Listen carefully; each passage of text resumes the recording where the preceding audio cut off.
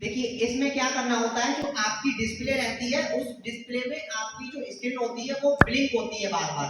तो उसमें हमें कुछ नहीं करना होता है, हम ओएस पे जाएंगे जो इस तरीके का है, वहां पे नीचे सर्च बार है, वहां पे हम एक बार टैप करेंगे और इस पे हमको लिख देना है केवल डिस्प्ले, DISP, इतना ही लिख दीजिए। जैसे ही लिख देंगे वो सेटिंग अपने आप से आ जाएगी और इस सेटिंग को आप यहाँ से क्या करेंगे, क्लिक कर देंगे। जैसे ही इस सेटिंग को आप क्लिक करेंगे, क्लिक करने के बाद एक आपको स्क्रॉल करना है और सबसे बॉटम में आपको मिलेगा एडवांस डिस्प्ले। कौन सा ऑप्शन मिलेगा, एडवांस डिस्प्ले।